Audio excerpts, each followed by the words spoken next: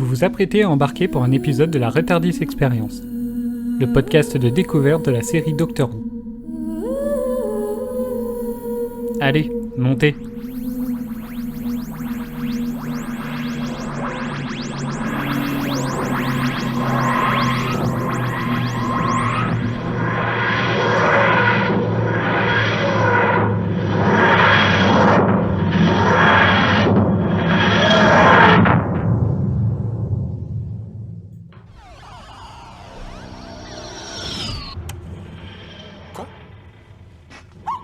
Quoi? Qui êtes-vous? Mais- Où suis-je, dites-moi? Quoi? Mais c'est quoi cet endroit? Quoi? Ça alors, la mariée a un doublage en VF. Nous voilà de retour pour l'épisode spécial de Noël faisant le lien entre la saison 2 et la saison 3. Un épisode plein de péripéties entre le retour du gang des Pères Noël, celui des sapins tueurs et évidemment quelques musiques entêtantes avant un passage par Halloween. Une période et un environnement parfait pour se marier et on n'oublie pas son mariage, mais je crois que pour Donna, inoubliable est un faible mot. Bonjour à tous et bienvenue dans ce nouvel épisode de Retardis Experience. Après notre rétrospective, nous sommes repartis dans les visionnages pour une nouvelle saison. Avant d'attaquer la saison, on passe bien sûr par un épisode spécial qui s'appelle Le mariage de Noël, titre original The Runaway Bride, diffusé le 25 décembre 2006, écrit par Russell T. Davies et réalisé par Euroslyn. Pour débriefer cet épisode, je suis entouré des trois membres néo-Whovian qui n'avaient jamais vu l'épisode auparavant, Eden, Mireille et Bob. Salut. Bob. Salut. Eh bien le bonjour. Mais aussi des Whovian qui connaissent la série comme leur poche plus grande à l'intérieur. Enfin, pas tous en vrai. Doraline, Adèle et Pierre, salut. Yo! Hello! Tout le monde va bien? Des maths. Tout le monde va bien? Content de Non, repartir pour une fois saison? n'est pas coutume, je suis malade. Oh. Moi ça me fait chier, si je peux le dire ouvertement, je pensais qu'on allait avoir une pause et en fait elle était déjà passée, alors voilà, je voulais dire que j'enregistre dans des conditions très pénibles ce soir. Elles sont toujours trop courtes les pauses. Bon, allez, on va aller au bout. Le docteur va-t-il survivre sans Rose? Eh ben, on va voir. Alors, on va commencer par le mot de l'épisode du coup. Eden. Bien, mon mot pour ce premier épisode, c'est mouvementé. Mireille. Un seul mot me vient en tête pour définir cette horreur, c'est arachnophobie. Bob. Le retour de Jackie Tyler. Hein? T'as vu quel épisode? Non, je sais pas, la mère de Donna, elle m'a un peu agacé comme la mère de Rose, donc... D'accord. Doraline. Pour rester dans le thème de Mireille, je dirais dégueulasse. Ok. Adèle. Alors, pas du tout dans le même thème que les autres, j'ai marqué loufoque. D'accord. Pierre. Et moi, ce sera juste reprise. Reprise. Ok.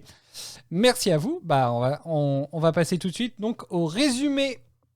On se retrouve après à la fin de l'émission.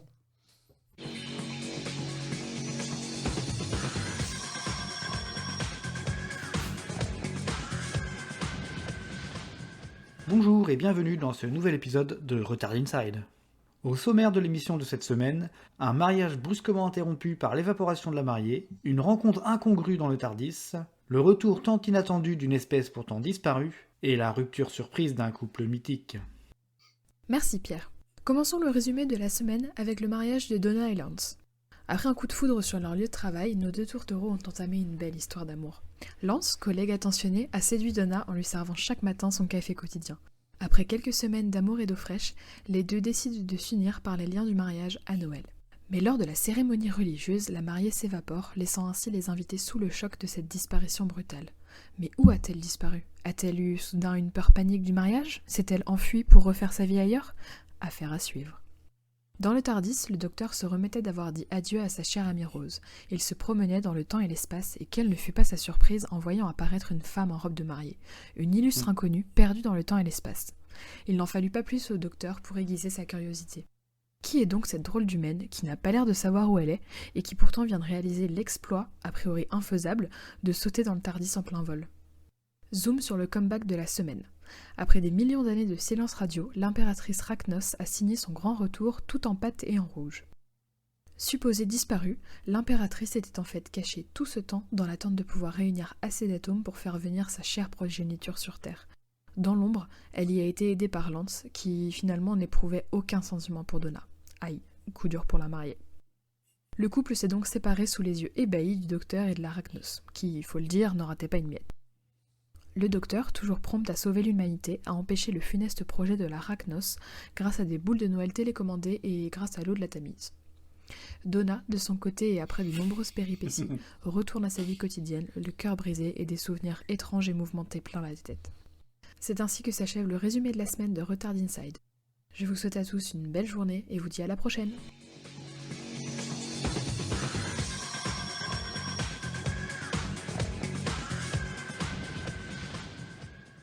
Voilà, bah merci Mireille et Pierre du coup Mais de rien. De rien. pour ce super résumé complet en plus. Vas-y. Moi, Hélène. je suis déçue, il n'y a pas de scoop. Une jeune mariée saute de l'autoroute dans un Tardis. Il fallait faire des choix pour le bien de la ligne éditoriale. Je m'en excuse. Bah, ça va, vous avez géré, je vous pardonne. Alors, bah on va votre ressenti du coup. Vous avez quelque chose à rajouter en dehors du saut sur l'autoroute? Non, hein, je pense que c'était complet non. du coup. Donc bah je vais écouter votre ressenti global sur l'épisode. Et ben je vais recommencer par Hélène. Alors, bah, j'ai trouvé l'épisode sympa, mais sans plus dans le sens où bah, j'ai quand même préféré par exemple l'épisode spécial du Noël précédent. Enfin voilà, je l'ai pas détesté, mais il m'a pas laissé une trace indélébile. Ça m'a, enfin, j'ai pas aimé par exemple bah, le monstre là, horrible. Arachnos. Je trouve, ouais, le Ragnos. J'arrive même pas à retenir son nom, c'est un scandale. Mais ouais, c'est D'accord, voilà, mitigé. Pour un retour, j'espérais mieux, on va dire. d'accord. Bob. Ouais, je suis un peu dans la même veine que ce qu'a dit Eden. C'est pas un épisode mauvais parce que j'ai quand même passé un bon moment devant, mais oui, il y aurait pu avoir peut-être un peu plus de profondeur autour de l'Arachnos et de ces De éléments-là. profondeur, ça va quand même au fond de la Ah, en plein milieu de la terre. Ah, elle Pardon. est pas mal, bravo. Mais sinon, c'est vrai que pour un... Alors, du coup, je suis un peu embêté parce que je sais pas trop comment placer cet épisode parce que en fonction de... Par exemple, sur Wikipédia, il est considéré comme le premier de la saison 3, mais sur Prime, il est considéré comme le dernier de la saison 2. Donc au final, je sais pas trop comment jongler. Est-ce que c'est un retour? Est-ce que c'est pas un retour? Si c'est un retour, comme Eden, j'aurais pu m'attendre à peut-être quelque chose d'un peu plus construit. Néanmoins, visuellement, je l'ai kiffé. D'accord. Mireille. Ça fait longtemps qu'on t'a pas vu, Mireille. Et oui, je suis de retour sur pied et de retour pour vous jouer de mauvais tours. Oh. Maintenant que t'as liquidé ta cagnotte, hein, tu reviens. Bah c'est ça, je suis à sec, j'ai plus de thunes, faut bien que je vive. Contrairement à Bob, moi le manque de profondeur de l'Arachnos me convient très bien. D'ailleurs, s'ils avaient pu supprimer tout son temps d'écran, ça m'aurait été encore mieux. T'as eu la gentillesse, Cédric, de me prévenir dans la semaine qui précède et de me montrer une photo de ce à quoi elle ressemblait pour pas que je sois traumatisée par son apparence. Malgré ça, je vous le dis tout de suite, j'ai passé la deuxième moitié de l'épisode avec la main jamais loin des yeux pour pouvoir me les cacher au cas où il y aurait une image trop violente d'araignée ou un truc comme ça. Après, pour ce qui est de l'épisode en lui-même... Et la question, oui. c'est est-ce que cette main pas loin de tes yeux t'a servi au moins une fois? Du coup. Ah oui, plusieurs fois. Ah ouais, quand même. D'accord. Alors après, il n'y a pas eu d'apparition soudaine ou inattendue d'araignée, mais du coup j'avais trop peur qu'il y en ait, donc c'est pour ça que je me cachais les yeux à certains moments, quoi. Voilà. Pour ce qui est de l'épisode, ouais, c'est pas un épisode marquant. Je l'ai pas particulièrement apprécié. Je peux pas dire que je l'ai détesté non plus, mais après le fait que je sois arachnophobe, bah du coup ça m'a empêché de me mettre dedans, quoi. De le vivre pleinement. Exactement. J'ai pas vécu l'expérience. Je comprends. Adèle. Moi, je suis un peu mitigée parce qu'en fait, paradoxalement, j'ai adoré le côté un peu what the fuck de l'épisode qui est quand même assez drôle. Et en même temps, c'était peut-être un peu too much parfois. J'ai trouvé un peu kitsch. et presque surjoué par moments, surtout de la part de Donna. Et ce qui fait que j'arrive pas à savoir si je l'ai aimé en fait, parce que peut-être un peu trop, je sais pas simple, mais je sais pas, il y a un truc qui m'a dérangé, et en même temps je me suis bien marré quand même. D'accord. Donc c'est comme Pierre la dernière fois, 60-40, mais je sais pas dans quel sens. On en revient encore là. Je vois. Doraline. Moi j'ai bien compris avec l'épisode spécial d'avant que fallait pas trop en attendre énormément, donc du coup je me suis lancée dedans en attendant, enfin en n'ayant pas du tout d'exigence, donc finalement j'ai pas été déçue, j'ai trouvé ça assez marrant. Par contre je pense que enfin pas je pense, mais la partie où la reine ou l'impératrice d'Erachnos fait son blabla m'a complètement perdue, et j'ai complètement lâché la fin de l'épisode. Après j'ai pas trouvé que c'était spécialement surjoué de la part de Donna, au contraire moi j'ai bien aimé son caractère, mais effectivement c'est pas un épisode dingue non plus. Pierre. Moi la première phrase que j'ai notée sur mon visionnage, c'est que j'étais sûr que Cédric allait être content parce que le doublage avait été fait entre temps. Tu vois. Et non, sinon je retiens pas grand chose de l'épisode. C'est pour ça que je parlais de reprise, parce que il a fallu me remettre dedans. Je vais reprendre ce qu'Adèle a dit, en fait, c'est 60-40, mais je sais pas dans quel sens. Donc je m'autocite de l'épisode précédent. D'accord. Bientôt on va sortir. On verra si on a les mêmes 60-40 à la fin de l'enregistrement. On fait comme ça. Rendez-vous dans 1 heure. Un jour on sortira des t-shirts où il y aura écrit ça, 60-40, mais je sais pas dans quel sens. Très bien. Alors déjà pour te répondre Bob, pour moi c'est clairement le démarrage de la saison 3, parce que en fait par exemple c'est un peu ce que j'ai expliqué sur la rétrospective, l'épisode de Noël par exemple de la saison d'avant, il a été enregistré en même temps que les 3 premiers épisodes, enfin que 3 autres épisodes de la saison 2, et là du coup à mon avis la production est la même, du coup l'épisode de Noël a dû être enregistré à peu près sur un même bloc que la saison 3, donc pour moi ça fait clairement partie de la saison 3. C'est Amazon qui est complètement à la ramasse, je trouve, à ce niveau-là. Voilà. Ok, du coup, je rejoins totalement Eden pour un épisode reprise. On aurait pu s'attendre à quelque chose soit qui ferait un peu plus écho par la suite, soit par la suite, soit par le passé, mais il manque peut-être un peu plus de lien, ou bon voilà, mais bon, j'ai pas passé un mauvais moment, attention.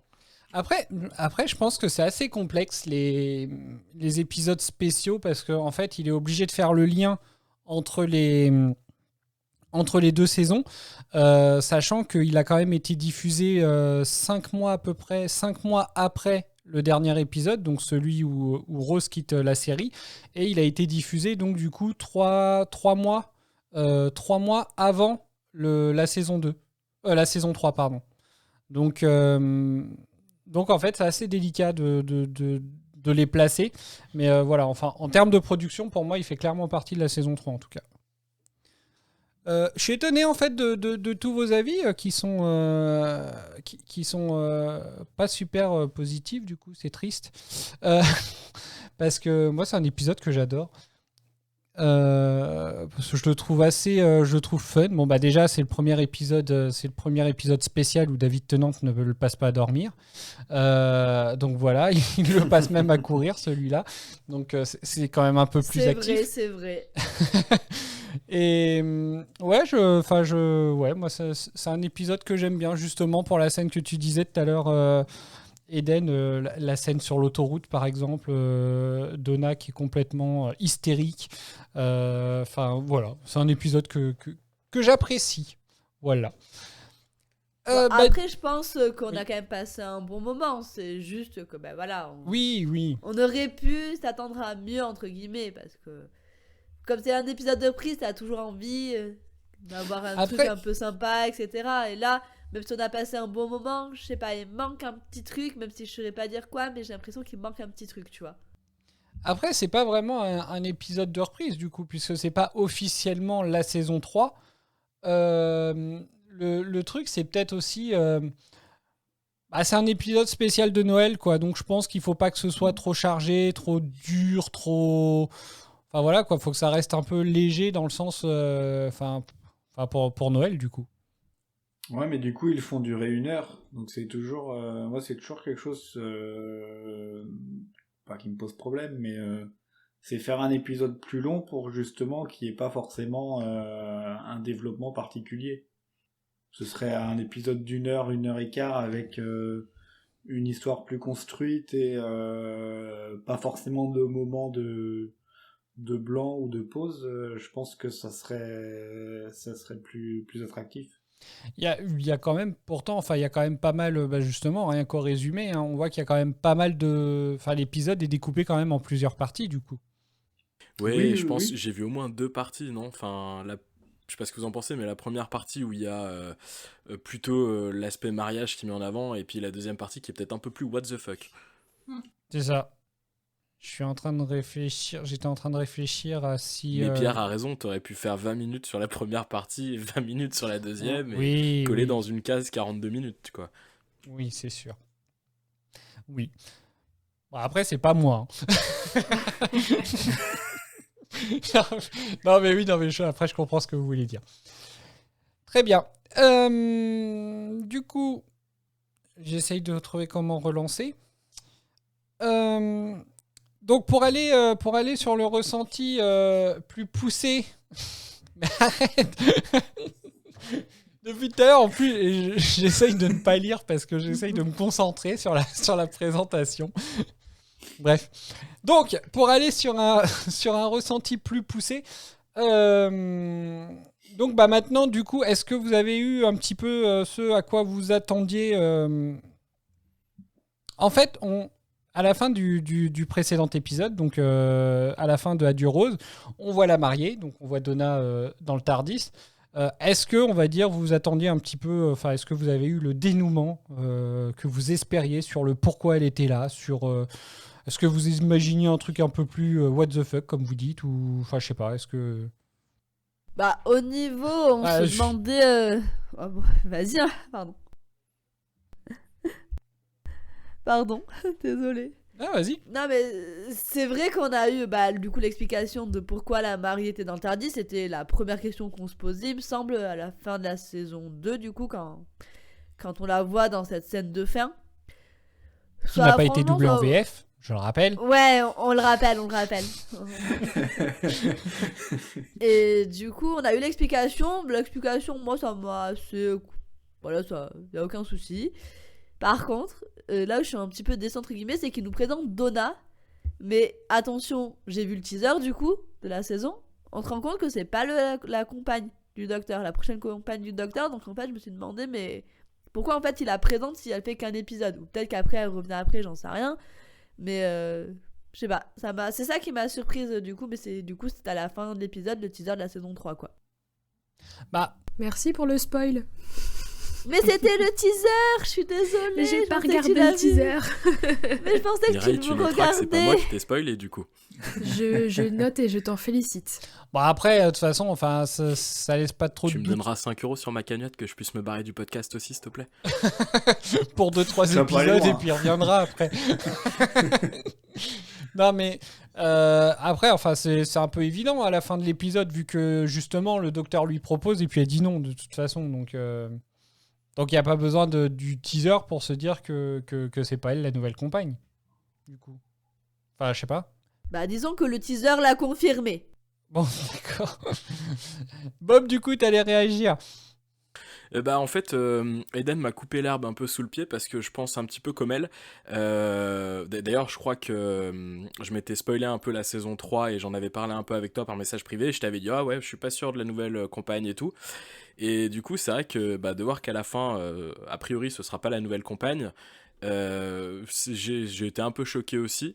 Mais positivement parce que j'ai trouvé que c'était bien amené et justement le fait qu'on introduise un personnage, qu'on le montre bien, moi en tout cas j'ai trouvé qu'il y avait une bonne alchimie entre elle et le docteur et que d'un seul coup boum ça s'arrête, J'aime bien ces séries un peu comme ça, avec des espèces de coups de saccade comme ça, et j'ai trouvé assez intéressant. Alors après, on est dans Doctor Who, donc je m'attends à la revoir dans 1, 2 ou 3 épisodes, mais voilà. Mireille?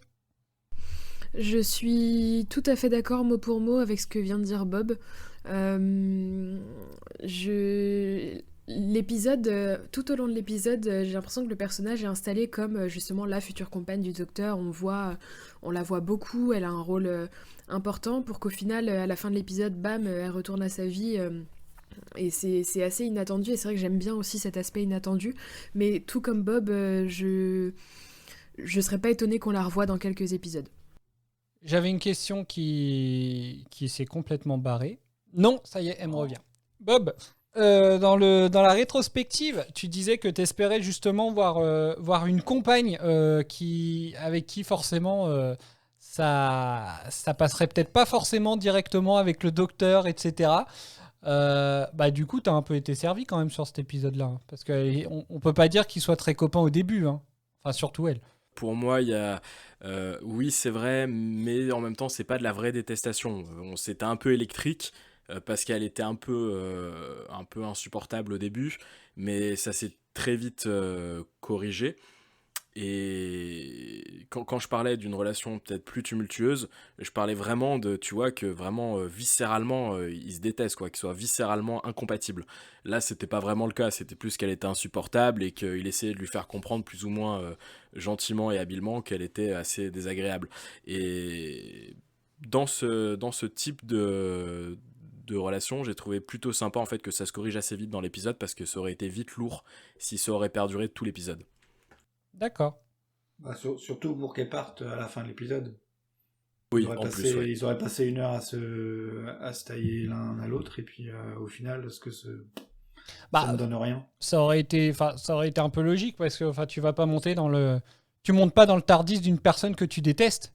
Oui, mais là, du coup, ils se sont pas détestés, et au final, elle monte pas dedans non plus. Oui. Donc, c'était plus intéressant que ça se passe comme ça. Je trouve que pendant 1 heure, ils se balancent des pics, et puis qu'au bout d'1 heure, c'est allez, bye bye, quoi. Oui, c'est sûr, oui. C'est sûr. Et puis c'était pas, enfin moi en tout cas j'ai trouvé que c'était pas gênant à voir à l'écran le début, et même au contraire le petit pic que lui a balancé le docteur en mode alors je sais plus exactement les propos, mais il lui dit ah là vous allez vous marier, oui, ah bah je plains votre futur mari, dis donc, oui. sort un truc un peu comme ça, comment un peu piquant, comment s'appelle le sympa. futur mari, votre mari, Lance. Bonne chance, Lance. Oui, voilà, ouais, c'est ça. Vrai. Et bah j'étais mort de rire. C'est vrai. C'est vrai qu'il y a des sacrées vannes. Enfin, il y a des vannes qui sont très drôles, moi je trouve, dans cet épisode-là. Par exemple, je reviens sur la scène de l'autoroute, justement, où juste elle est en train de lui hurler depuis la voiture. Je porte ma robe de mariée, et puis sa réponse est oui, et vous êtes très jolie. Mais voilà, moi je trouve les dialogues qui sont vachement bien écrits, en fait. Bah c'est ça. Et est-ce que c'est pas ça au final qui rend l'épisode pas désagréable à être vu? Parce que s'il y aurait que l'histoire, bon, elle est un peu capillotractée. Hein. Oui, c'est sûr, oui. Et puis par contre, vous parliez tout à l'heure, au moment de votre ressenti, vous parliez pas mal du mauvais jeu. Alors vous parliez pas mal du mauvais jeu. Par exemple, vous aviez parlé de Donna. Alors Donna, elle est jouée par Catherine Tate, qui elle est plus à la base. Je sais pas si les autres aviez prévu de parler d'elle dans les anecdotes. Non, c'est bon. Non. Elle est plus habituée en fait à la comédie, et elle avait même un programme qui, je sais plus exactement comment il s'appelait, où en gros elle était grimée en personne très âgée et tout, et puis en fait elle faisait des petits sketchs dans ce programme-là. Et du coup en fait c'est pour ça qu'à mon avis elle est très aussi comédienne de théâtre, et peut-être que c'est pour ça qu'il y a des fois ça peut paraître un peu surjoué. Parce que justement, voilà quoi, faut être entendu, faut être visible dans le théâtre et tout, et donc généralement c'est pour ça que ça peut être un peu grossier, quoi, et donc je pense que c'est peut-être lié à ça, quoi. Alors, après, je disais pas que c'était mal joué, hein, mais effectivement, après, je pense que c'est aussi la construction du personnage qui est complètement hystérique, et je pense que comme j'étais fatiguée, au bout d'un moment, elle me gonflait, quoi, tu vois. Mais c'est pour ça aussi, un peu, le côté surjoué, c'était en fait qu'elle est tout le temps vénère, tu vois. Et du coup, au bout d'un moment, t'as juste envie de lui foutre de baffe, quoi. Mais elle joue bien la personne hystérique, par contre, ça, c'est en fait. Elle le fait vachement bien. Oui. Alors moi, pour avoir vu l'actrice dans The Office, pour le coup, les deux personnages qu'elle joue sont radicalement différents, mais vraiment les opposés. Et je pense qu'ayant ça en tête, j'ai pas pu me détacher justement du personnage que je l'ai vu jouer dans The Office, qui est toujours très calme, toujours une voix égale, etc. Alors que là, effectivement, elle criait partout et tout. Je suis Et curieux de voir ça l'épisode de The Office. Elle joue Comment dans plusieurs épisodes ou dans un seul? Oui, elle joue dans une saison, dans la saison 9, il me semble. Ah, Saison 9, 10, Ah ouais. je sais plus. Faut que je la regarde. Alors, Elle c'est arrive marrant parce vraiment à la fin. que Plus de 8 et demi. j'avais complètement oublié qu'elle jouait dans The Office, et là, je suis en train de me refaire tous les épisodes, et je viens de, justement, genre, il y a 2 jours, de voir l'épisode où elle apparaît pour la première fois. J'étais là, genre, oh heureux hasard. Mais j'avais oublié qu'elle revenait après. Tu m'as spoil ma rediffusion. Moi, j'y peux rien. Si t'es mémoire de poisson rouge. T'avais qu'à regarder le teaser. Mais oui, du coup, j'ai effectivement eu l'impression que c'était... Alors, peut-être pas mal joué, mais ouais, il y avait un peu de surjeu là-dedans. Mais après, du coup, je garde en tête que je l'avais vu jouer une personne très calme dans The Office. Et puis là, ce que vous venez de dire aussi, le fait qu'elle vient du théâtre à la base, qu'elle est comédienne, etc. Bon, ça explique aussi peut-être le ressenti que j'ai eu, quoi. Ah, et puis peut-être aussi le côté, enfin voilà quoi, je reviens dessus, mais peut-être aussi le côté de Noël, un peu enfantin, etc. Parce que s'il y a un personnage qui est vachement surjoué dans cet épisode aussi, c'est l'Arachnos. C'est De ouf. Ah, mais c'est assez... Enfin, ça, par contre, ça, j'ai trouvé ça horrible. Le jeu de l'Arachnos, il est assez horrible entre les jeux de visage, les mouvements de visage, les moments où elle crache à chaque fois qu'elle parle, elle finit par... Enfin, c'est super... Enfin, voilà, c'est super désagréable. Et c'est là, mais là, on est vraiment dans le surjeu, dans l'exagération de fou, quoi. Et c'est pour ça que je m'attendais pas en fait à ce que ce soit Donna qui ressorte dans le mauvais jeu, parce que je trouve que l'Arachnos c'est assez horrible en fait. Ah, elle est insupportable. Mais au-delà de son apparence, pour le coup, je suis d'accord avec toi. Enfin, c'est les bruits. Enfin, à un moment, je me suis dit, mais elle se prend pour un chat ou quoi? À cracher comme ça. Je me suis dit, il y a eu confusion chez les scénaristes. Là, c'est pas possible, ils se sont trompés. Oui, moi, je crois que ça faisait un peu trop méchant cliché, j'ai trouvé. Bah, pareil, comme je disais, un peu trop kitsch pour le coup. Bah, en soi, je dois trouver visuellement que ça fonctionnait plutôt pas mal, mais oui, c'est plus le personnage en lui-même, ouais, qui est un peu trop cliché, quoi. Moi, elle m'a déçu d'entrée de jeu. D'entrée de jeu, alors Bah, en fait, au moment où elle a apparu, tu sais, on l'a pas vu tout de suite sa tête Ouais. ou son corps. On a vu des espèces de formes un peu rouges et tout, et j'ai cru que c'était le diable de l'épisode La planète du diable qui revenait. Ah, Et oui. la première réflexion que je me suis fait, c'est putain, mais pourquoi ils font ça? Ça va être nul. Et la façon dont c'était présenté, je me disais, mais je vais être déçu. Et en fait, une fois que je l'ai vu, bah, j'étais encore déçu. Donc, ça a été une déception constante. Sur la déception. C'était pas une bonne surprise. Non. T'as dit quoi, Doraline? C'est déception sur la déception. Ah mais c'est ça, ouais. Alors après, bon, c'est encore une fois, je relativise mes propos sur le fait que j'ai bien aimé les interactions entre les personnages et tout, mais il y avait quelque chose qui me dérangeait dans ce personnage qui était l'Arachnos, sans vraiment comprendre quoi. Mais je pense que c'était peut-être un peu tout ce que vous citiez, les surjeux, les espèces d'aboiements de chat, je sais pas comment on dit. Oui, je sais pas comment. Oh, et la longueur de son blabla. Oh là Les là. feulements. Oui, c'est ce qui me semblait que c'est un feulement. Oui, et puis effectivement, oui, c'était long, c'était interminable. Enfin, dès qu'elle parlait, c'était assez. Ouais, c'était exagéré. Non, vas-y, j'avais fini. Et puis, il y a un autre truc aussi que j'ai remarqué dans Doctor Who, c'est que très souvent, je sais pas si vous avez fait gaffe, mais lorsque t'as un méchant extraterrestre, ou en tout cas qui est pas à forme humanoïde, il a souvent un larbin à côté. Donc là, c'était Lance. Je prends un autre exemple, Cassandra, bah, il y avait celui qui l'appelait maîtresse. Enfin, tu sais, à chaque fois, Oui. ils sont toujours accompagnés par un autre humain qui est à chaque fois le petit toutou qui promène et à qui il donne des ordres. Oui, Et bon, est-ce que c'est pas un peu répétitif? le Jacques Raffès aussi qui avait comment ça Simon s'appelle Pegg. Simon Pegg, ouais. C'est ça? C'est ça? Oui, c'est ça. Eh, est-ce que je deviendrais pas un Wuvian? Bah si, hein, dis donc. Non mais oui, non mais c'est ça et effectivement, ouais, ça a tendance à se répéter pas mal. Surtout qu'après, justement, donc là, on peut parler de Lance. Au final, l'histoire autour de lui, sa motivation, elle est complètement ridicule, quoi. Elle tient pas debout, quoi. Enfin, c'est, je sais pas. Enfin, à chaque fois, moi Allez, dis-le. en fait, j'ai tendance à oublier, moi, ce passage-là. Enfin, je connais l'épisode par cœur, mais j'ai toujours tendance à oublier le passage où on apprend que Lance est... où on apprend que Lance, en fait, c'est lui qui a empoisonné Donna, etc. Et je trouve que les motivations sont complètement, enfin, nulles. Vraiment, elles sont ridicules, tu veux dire. C'est ça, ridicule. Il n'y a aucune logique. Oui. Donc, Mais est-ce qu'il n'y a pas là-dedans... Pardon, je te laisse finir. Non, vas-y.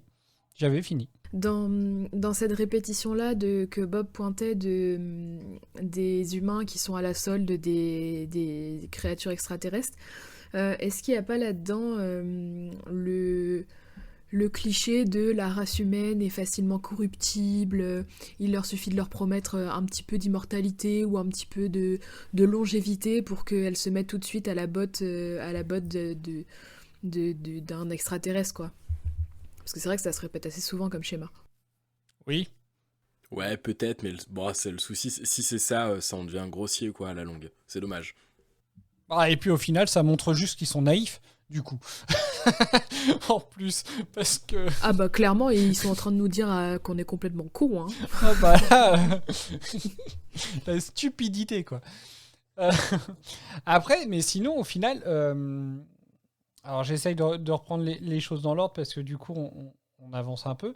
Mais Donna... d'un sens, elle est plutôt bien construite, je trouve, parce que justement, on voit tout. Donc, on voit on nous explique un petit peu son histoire avec Lance. On découvre sa famille. Enfin voilà, c'est vrai qu'à ce niveau-là, ils n'ont pas lésiné sur la storyline, entre guillemets, de Donna, du coup. Alors, moi, juste, je tiens à dire un truc. Le personnage peut être aussi bien construit que vous voulez. Ça restera un personnage que j'exècre. Parce qu'elle est prête à se débarrasser de son chien pour se marier avec le gars qu'elle fréquente depuis 2 mois. Vraiment, je la méprise. J'aime beaucoup ce passage-là. Je me débarrasserai de mon chien et je changerai les posters de ma chambre. Ou le papier peint de ma chambre. Je crois que c'est le papier peint. En fait, t'as vraiment l'impression que c'est une ado, quoi, du coup. Parce que vraiment, cette impression-là de juste dire je changerai le papier peint de ma chambre, enfin, je sais pas, c'est... Ouais, mais est-ce que ce comportement-là est pas fait pour accentuer le fait qu'elle est, entre guillemets, forcée à tomber amoureuse de Lance? Je suis pas sûre, ingurgitant tous les trucs. Je suis pas sûre que ça la fasse tomber amoureuse de lui. Enfin...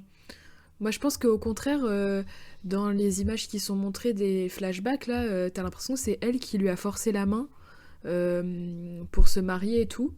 Et puis au final, le retournement de situation où tout son laïus, où il explique qu'il a été obligé, etc., mais que finalement, en fait, il était quand même motivé par la Ragnos. Enfin, j'ai pas trop compris, mais en tout cas, moi, j'ai plutôt eu l'impression que c'était elle qui forçait la main plus qu'autre chose. Je pense... Ouais, j'ai pensé comme toi.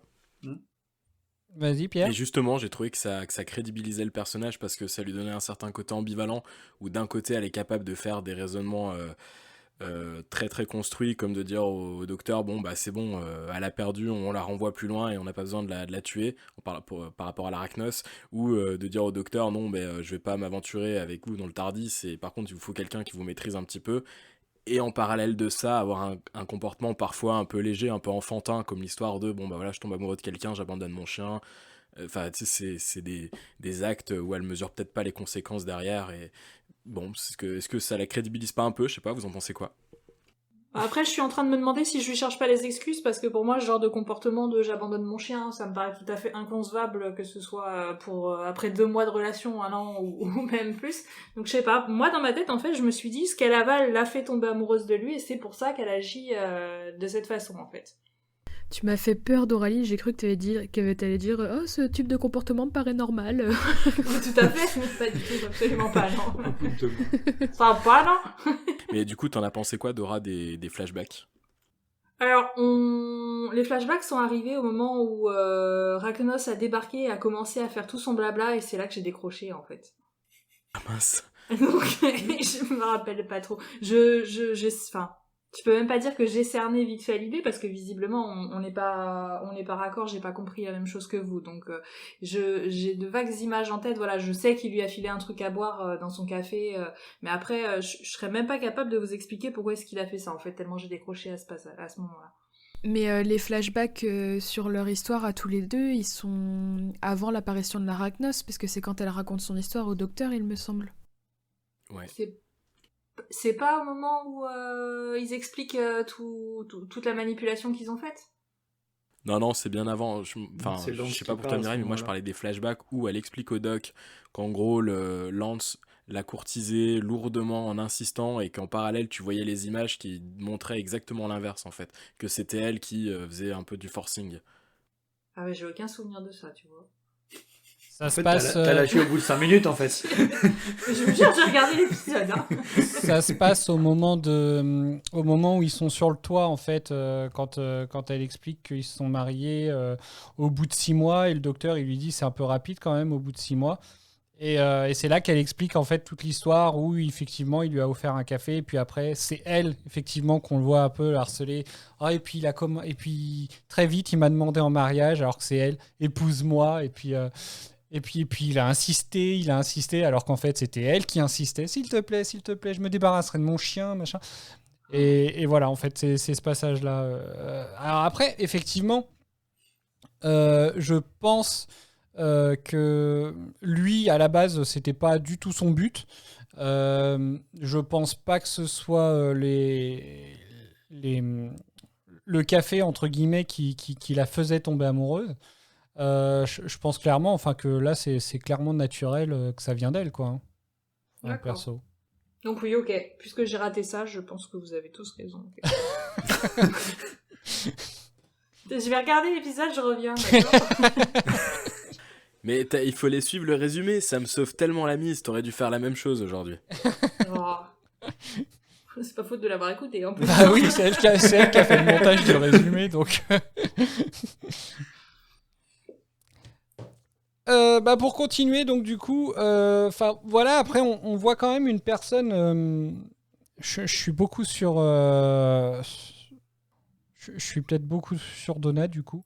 Mais c'est vrai que comme c'est un peu la compagne de l'épisode, ça tourne autour d'elle, hein, du coup. Hein, c'est elle la mariée, c'est elle qui a empoisonné, c'est elle machin. Mais je trouve que on voit un petit peu on voit plein de choses chez elle. Donc déjà, il y a le sale caractère qu'elle tient de sa mère, sûrement. Il y a. Donc, est-ce que vous avez quelque chose à dire sur sa mère, du coup? J'ai compris que Bob ne l'avait pas apprécié. Je pense qu'on pourrait parler de toute sa famille, hein, qui fait la fiesta alors qu'elle a disparu. Ouais, clairement, j'allais pointer justement ça chez sa mère, genre complètement affolée quand elle disparaît. Et elle a l'air d'être 2 heures choquée après, par quoi. l'audace de Donna de s'énerver et de voir que la réception a lieu sans elle alors que du coup elle a disparu. Je me dis, mais attends, il y a 1 heure, elle courait partout, la mère, elle était complètement paniquée, et là, elle fait la teuf, et elle est choquée que sa fille s'énerve en découvrant qu'elle fait la teuf. Enfin, trop bizarre. Mais la réception était payée, fallait bien s'amuser. Non mais... Ouais, puis les invités étaient là, donc bon. Mais le mari, c'est pareil en plus. Hein. Lui il était même en train. Oui, alors lui, il en profite un peu beaucoup. Il était même en train de danser avec une autre. Rien à foutre. Hein. Alors là, clairement. Mais non, moi, je me ça, suis dit, ça allait d'ailleurs, être la demoiselle d'honneur, tu vois. oui. Ça d'ailleurs, ça ne scandalise personne à la réception. Non. Alors certes, la mariée a disparu, certes, la réception est payée, donc il faut faire la fête, mais le futur mari est en train de danser avec une autre personne est clairement en train de passer du bon temps. et ça choque personne, genre. Après, elle explique bien à la mère que c'est dû au fait que c'est parce qu'elle a eu le message de sa fille, justement, où elle lui disait qu'elle allait bien et qu'elle était sur Terre. Enfin, voilà, quoi. Donc, elle s'est dit, ok, Oui. elle nous a pété une durite, on va faire la fête. Ouais, enfin, ce retournement de situation un peu facile quand même. Oui, hein. oui, ah bah oui, c'est une facilité scénaristique. Mais... mais voilà, clairement, après voilà, ils ont trouvé une petite explication, on va dire. D'un autre côté, grâce à ce personnage haut en couleur qui était la mère de Donna, j'ai trouvé Jackie Tyler bien fade à côté. Hein. Mais Alors, Vas-y. est-ce que Vas-y, le Mireille. nom de Jackie Tyler tu es ne pourrait pas être notre intégré au bingo? consultante. Tu es notre Parce que je pense que tu es De notre quoi je dis tu es notre consultante Jackie Tyler. Donc vas-y, on t'écoute. non, ma suggestion c'est d'intégrer Jackie Tyler au bingo. Ah, je sais pas, pense mais que son nom sortira souvent. de toute façon, à la rétrospective, on nous a demandé de faire un bingo. Il va falloir en faire un officiel, moi. Et puis, dès que ce sera sur le bingo, j'appuierai sur le bouton. Là, pour l'instant, Mais- tant qu'on n'a rien décidé, moi, je pense qu'il faut qu'on fasse un brainstorming sur le sujet. Hein. Et puis, clairement, On va Et faire une réunion. quand ouais. tu veux. on va quand le sortir, tu veux. notre bingo. On va le mettre en story Instagram. Comme ça, tout le monde pourra se faire une capture d'écran. Et puis voilà, quand ça, Tu ils pourront fais un s'amuser. même Retardis Experience Starter Pack. C'est ça. On va y arriver. Mais on y pense. Hein. D'ailleurs, c'est pour ça que Maël n'est pas là ce soir. Il travaille à fond sur le bingo. Donc oui, du coup, donc on parlait de la mère par rapport à Jackie. Donc, et toi, Mireille, donc, qu'en penses-tu? Hormis la contradiction que j'ai soulignée par rapport à la fête, la mère m'a laissé assez indifférente. Enfin, D'accord. je pense qu'elle a pas eu assez de temps d'écran pour que j'ai vraiment une opinion. Enfin, je veux dire, une opinion au-delà du fait de me dire oh, elle a l'air relou celle-là. Voilà, c'est pas. Mon opinion va pas plus loin que ça. Alors moi, il y a un truc que j'avoue que je comprends pas trop, c'est le passage à l'église en fait où elle s'énerve sur sa fille et puis d'un coup, oh, et si elle était morte? Tu sais, enfin comme si juste le fait que sa fille soit morte, ça peut être une blague de sa fille en fait du coup. Enfin, je sais pas si vous revoyez le Moi, je passage. l'ai plutôt vécu comme un retour à la raison où elle était en train de disjoncter et être un peu en vouloir à sa fille alors qu'on l'a vu s'envoler et a priori, bon, personne peut voler. Donc elle aurait dû se douter que quelque chose d'un peu bizarre se passait et d'un coup, boum, ça lui repète dans le cerveau. Ah merde, peut-être qu'elle est morte. Je l'ai plutôt vécu comme ça, moi. Oui, c'est vrai, c'est pas faux. C'est pas faux. J'ai une petite question, moi. Par contre, l'actrice qui joue la mère, je suis à peu près sûr de l'avoir vue quelque part. C'est une actrice connue ou pas? Alors, Non, moi, je ne me souviens pas de l'avoir vue dans autre chose. Son nom, c'est Jacqueline King. Alors, oui. Pardon, moi non plus, mais par contre, elle m'a fait penser à celle qui jouait la Slizine. Oui, c'est vrai qu'elle avait des airs, ouais. Ah oui, peut-être un peu. Mais sinon. Ah, Dolores Ombrage aussi, j'ai trouvé qu'il y avait un peu des airs. Mais bon, rapide, hein, c'était vraiment dans ma tête. Dolores. Voilà, mais c'est pas du tout la même, ça. Je crois qu'il m'en montre deux. Il y en a une, elle est vachement Non, il jeune. y a hein. une jeune et une plus âgée. Ouais. Moi, je cherche la plus âgée. Ah, sur le site où je suis, il me met bien attention homonyme. Jacqueline Ouais. King. Donc. Elle a joué dans House of Saddam, Doctor Who, Holby City, Inspecteur Barnaby, Affaires non classées, Casualty, The Bill, Coronation Street. Ah, alors voilà Coronation Street. Ah bah c'est sûrement ça. Et bah, rien ne me parle, du coup, ça devait être une pure projection de mon esprit. Oui, peut-être justement, peut-être un peu la ressemblance, mais non, parce que du coup, ouais, non, je vois pas dans quoi. Non, je ne vois pas. Bah tiens, et du coup, Bob a parlé de Dolores Ombrage. Moi, je vais faire un autre lien avec Harry Potter. C'est que quand quand le docteur conduisait entre guillemets le TARDIS sur l'autoroute, ça m'a fait penser à la scène où Ron prend le volant de la Ford Anglia dans le 2 et où il est en train de décoller, il se rend pas compte que tout le monde le voit en fait. Et là je me suis dit mais le docteur en fait il est en plein milieu, tout le monde le voit et ça lui pose pas de soucis. Ah bah il y a même un moment, c'est à la limite de se poser sur le toit d'une bagnole. Hein. Bah puis les deux gamins qui sont en train de le regarder et qui applaudissent à la fin. C'est ça. Les parents ils se posent même pas la question pourquoi ces gamins derrière ils sont ici. Ils continuent de rouler normal, tout va bien. Oui, t'as totalement raison. Ou même la scène un peu sur le pont quand il lui tend la main. Ouais, c'est vrai. Heureusement que Harry a pas sauté comme ça quand il était juste accroché à la porte de la voiture parce que sinon il finissait sous le train. Ouais, oui, vas-y. Est-ce qu'on peut se prendre 2 minutes pour saluer par contre les effets spéciaux de cette scène? Parce que souvent on a critiqué les effets spéciaux dans Doctor Who, mais là pour le coup je l'ai trouvé plutôt bien faite. Pour un épisode de série, ça reste, je pense, plutôt bon. Bah c'est exactement personnellement ce que j'allais dire, que je trouvais les effets spéciaux de cette scène super sympa. Les images sont belles, franchement c'est assez honnête encore, je trouve. Enfin c'est vraiment chouette. Et je pense qu'il faut quand même souligner un truc, il me semble, si je ne me trompe pas, que c'est la première fois qu'on voit le TARDIS voler comme ça. Hein. Oui. Oui. Tout à fait. Et si on parlait un peu du TARDIS, parce qu'on a quand même découvert un petit peu de choses par rapport au TARDIS dans cet épisode. Dis. Vas-y. Et bah qui fonctionnait avec les ions.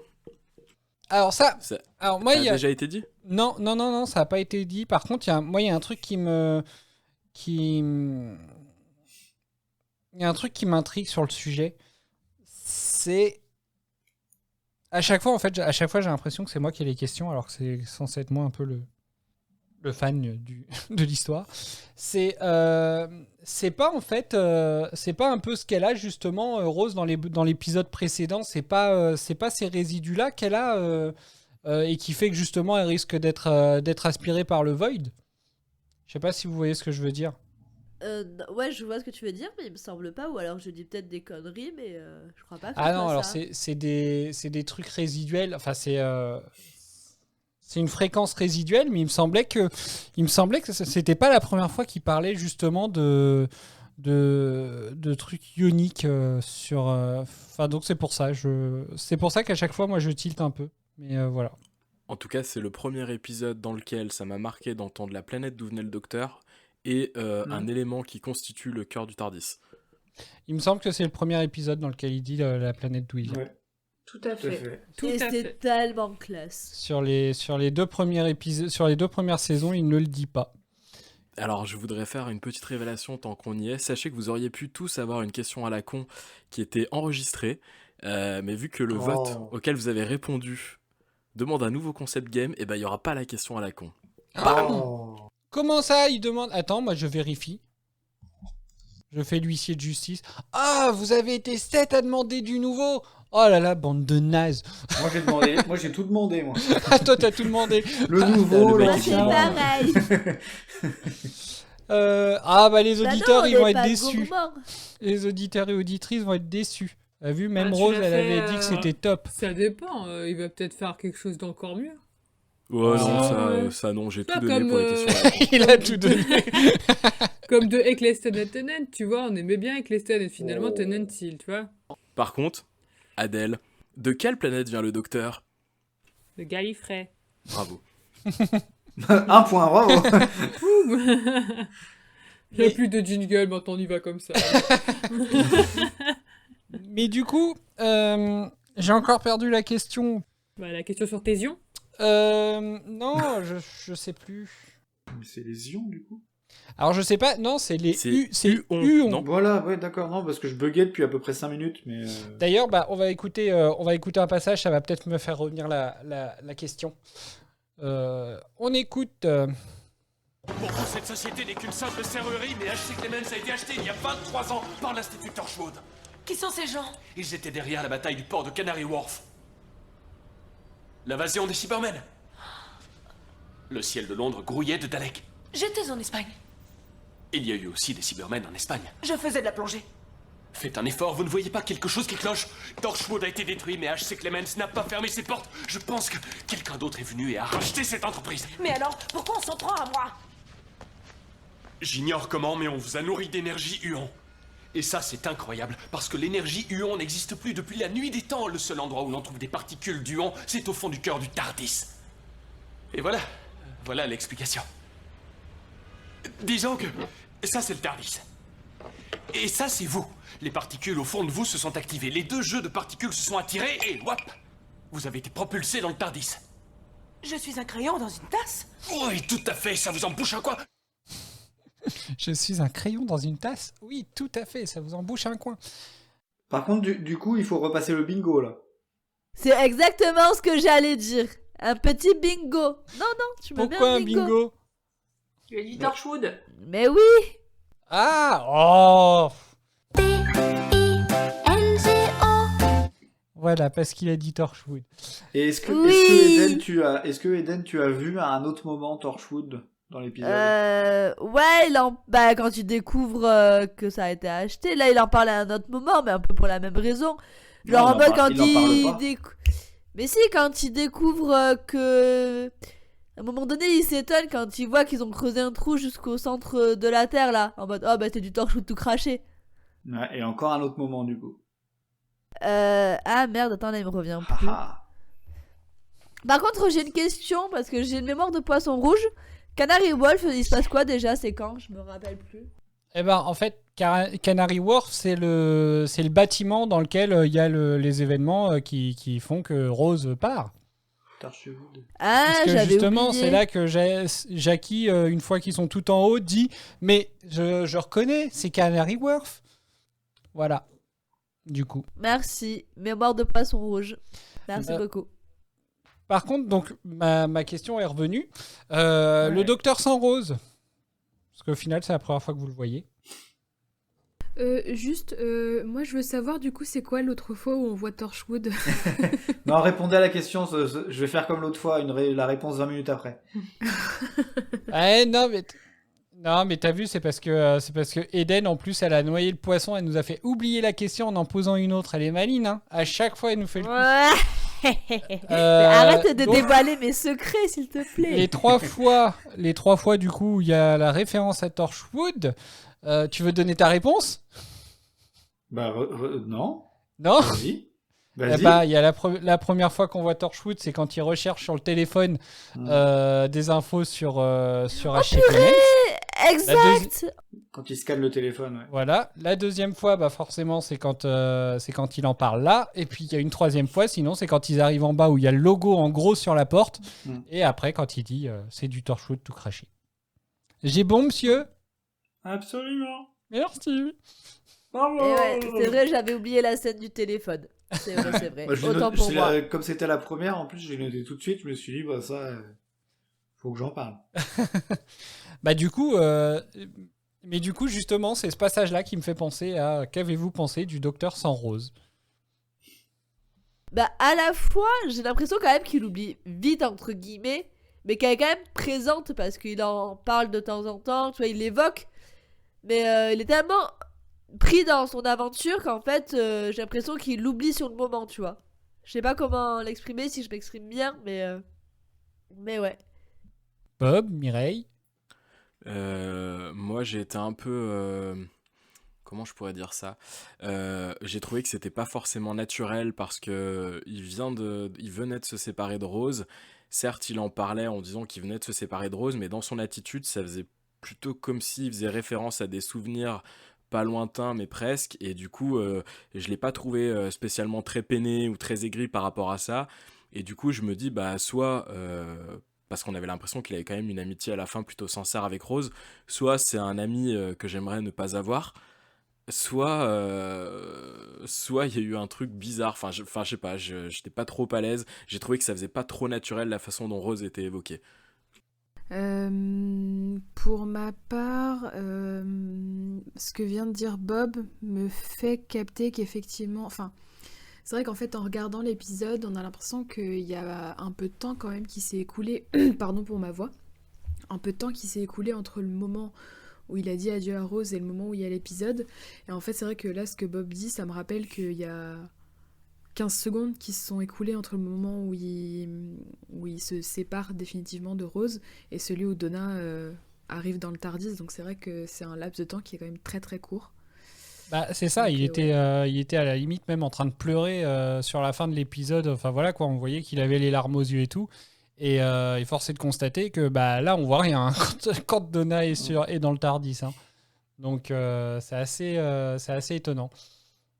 Et en même temps, ça fait écho à Sarah Jane Smith, qui l'a aussi abandonné par le passé, avec visiblement assez peu d'intérêt, donc, au moment où il l'a lâché. Ou elle l'a lâché, je sais plus qui était parti. C'est lui. Oui, c'est lui. C'est lui, ouais. Donc je sais pas, voilà, bon, je sais pas trop. Non, mais c'est vrai que oui, c'est quand même un truc assez étonnant. Et alors, je sais plus qui est-ce qui disait. C'est pas Virginie qui disait ça dans la rétrospective, je sais plus. Qui disait que justement, pour les adieux avec Rose, elle aurait bien apprécié que justement, il fasse soit avec comme avec Sarah Jane, soit comme avec Madame de Pompadour, entre guillemets, en gros, passer à autre chose sans même lui dire au revoir, du coup. Donc voilà. Mais c'est vrai que oui, on a un peu l'impression. Les rares fois où ils en parlent, au final, bah, c'est quand Donna trouve le manteau. Ce qui prouve du coup qu'il n'y a même pas eu un grand moment, enfin voilà, quoi, qu'on n'a pas pu rater une ellipse, j'ai envie de dire. Donc voilà, donc ça montre bien que ça se passe vraiment la même journée au même moment quasiment. On le voit aussi quand donc il en parle un petit peu, il explique rapidement. Après, on la voit rapidement sur des passages qui sont repris sur Nouvelle Terre au moment de la fête, pendant la fête du mariage, quand il envoie danser, il revoit quand elle s'évanouissait après que comment qu'elle s'appelle, Cassandra ait quitté son corps. Donc voilà, en fait, mais c'est tout du coup.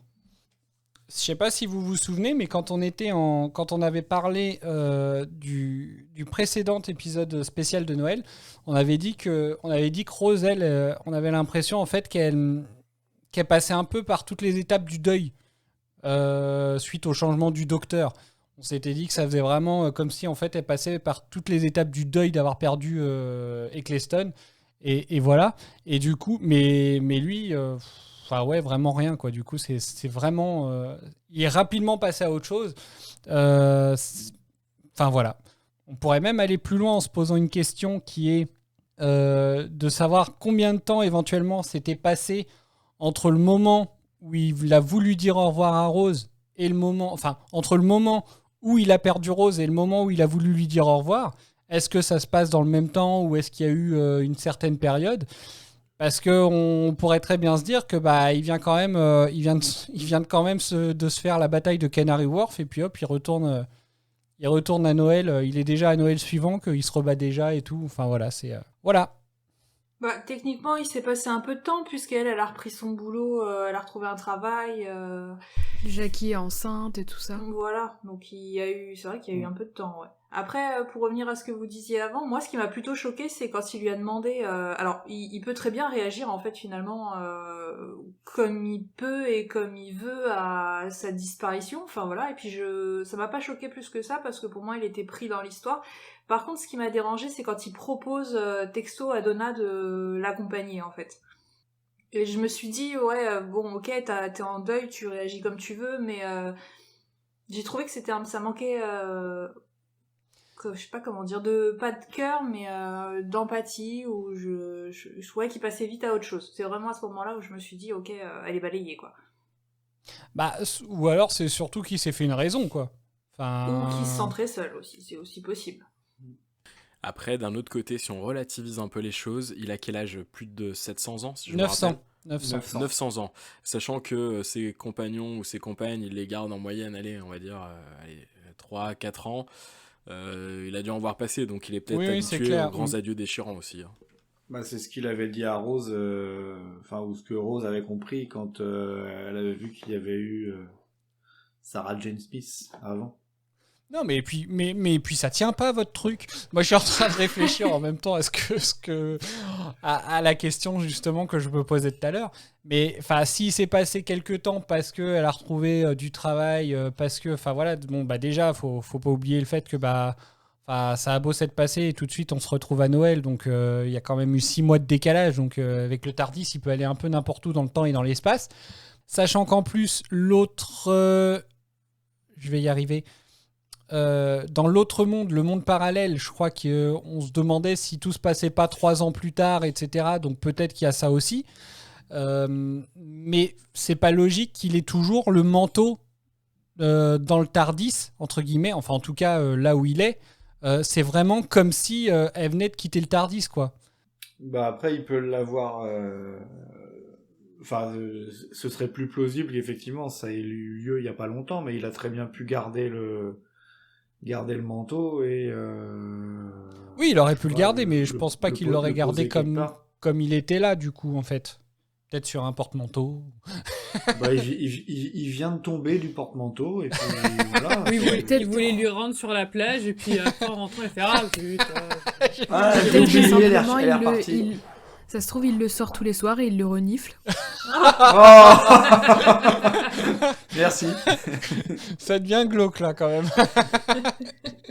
Je sais pas, mais avec nos échanges, je suis en train de me dire, est-ce que le fait d'avoir présenté Donna comme si ça allait être la compagne, et puis qu'au final on se rend compte à la fin que non, c'est pas une façon plus douce de nous faire accepter l'idée qu'il va y avoir quelqu'un qui va remplacer Rose, mais que pour nous adoucir un petit peu le changement, ce sera pas celle qu'on a vue. Est-ce qu'il peut pas y avoir un espèce de truc un peu comme ça? Bah oui, mais du coup, enfin oui, ça se tient, mais du coup, t'as dit tout à l'heure que tu pensais qu'on allait revoir Donna. Tu penses qu'on va la revoir comment? Parce que moi, perso, je pense que elle va pas être tout de suite la compagne du docteur, mais qu'elle va l'être à un moment. C'est ma théorie. Peut-être. Alors moi j'étais plus peut-être je sais pas comment je peux dire ça, mais je voyais peut-être plus un retour un peu inopiné ou un peu what the fuck, un peu comme le retour des Daleks tous les 3 épisodes, tu vois. En guest à un Ouais. moment, quoi. Ouais, un guest à un moment, mais c'est vrai que ce que tu Voire dis, régulière. ça fait sens en moi. Effectivement, oui, peut-être que là, elle n'était pas tout à fait prête à être compagne, et peut-être que dans quelques temps, dans une saison, ou je sais pas, oui, c'est possible. Et c'est vrai que, ouais, j'aime bien l'idée en tout cas. Bah après, si elle est pas en guest ou pas compagne, je me demande pourquoi ils l'ont introduit comme ça, tu vois. Donc je pense que ce sera plus une compagne qu'un guest. L'avenir nous le dira. Bah, regarde alors j'ai mangé son nom, mais dans la saison 1, le gars un peu geek qui les avait accompagnés sur le Satellite 5.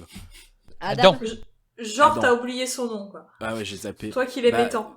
j'ai eu l'impression qu'il allait être compagnon, tu vois, et pour autant, bah non, au final. Ouais, je sais pas. Ouais, ça se tient. Je sais pas, puis au pire, on est en train de débattre, mais dans le fond, mais on s'en bat les couilles. Enfin, Mais non. C'est vrai. T'as On dit aura toi-même, la Bob, qu'il surprise. fallait pas prévoir, il fallait pas anticiper, il fallait pas analyser Doctor Who. Donc bah du coup, enfin voilà, donc oui, donc le docteur sans Rose, voilà un peu ce que ça donne effectivement. On peut trouver quand même qu'il passe vite à autre chose, hein, le mufle. C'est Mais bon, gratuit. de toute façon, C'est une... oui, c'est vas-y. une belle conclusion. Allez, bonne soirée. Non, mais je pense que, enfin oui, il y a vraiment un. Bah après, enfin voilà, hein, Sarah Jane, elle l'avait dit hein, à la fin quand elle lui remet, quand il lui redonne un nouveau K9, il lui dit bien, ah, il t'a remplacé par un nouveau modèle, ça il sait y faire. Ah, bah voilà, on en a la preuve. Donc voilà. Est-ce que vous avez d'autres personnages que vous voulez un petit peu évoquer? Non. Non. Même pas l'intérêt de passer sur. Enfin, de parler de Lens, en fait. Moi, j'en ai un. Oui, non, Vas-y. Bah, le chien de Donna, on sait pas ce qu'il devient. Bah après, au bout de 4 mois, peut-être qu'elle le récupère. Hein. Peut-être. Elle le lâche Elle au bout s'en de 2, mais était elle le peut-être récupère pas- après. elle s'en était peut-être pas encore débarrassée. Si, elle dit vraiment, je me suis débarrassée du chien ou juste genre. Je peux me débarrasser Si on de se mon marie, chien. je me débarrasse. peux, Ouais, ouais. c'est ça. Ça se trouve, Lens, il avait rien contre les chiens, hein, donc... C'est juste qu'il avait pris une excuse. Il y a quand même... Est-ce que vous avez reconnu, parce que... Donc je reviens sur Donna, mais en fait, je vous rassure, je reviens juste sur Donna par rapport au passage que je tiens à passer après. Est-ce que vous avez quand même constaté qu'il y avait un changement entre le début de l'épisode et la fin, enfin en termes de connaissances, d'envie, d'ambition, enfin voilà quoi, de caractère, Ouais. Ouais. Vas-y, Bob. Non, vas-y, je t'en prie.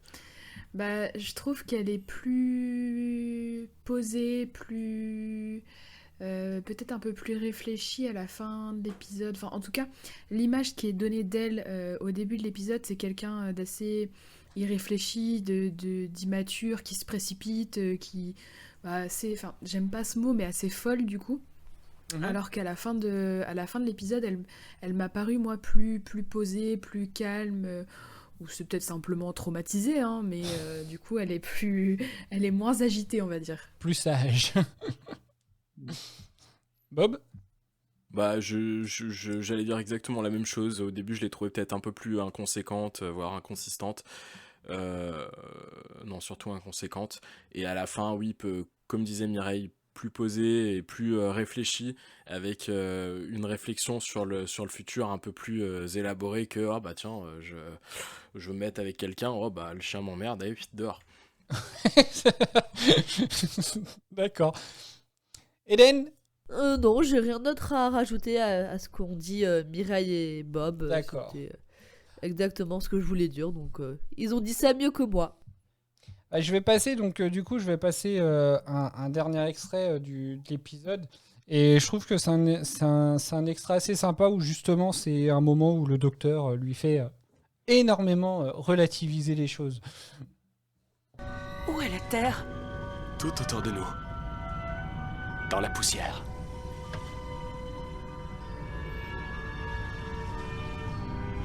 Si on compare ça avec le mariage, Lance avait raison, nous sommes tout petits. Non, c'est bien ça votre problème à vous, la race humaine. Vous cherchez un sens au chaos. Vous rationalisez tout.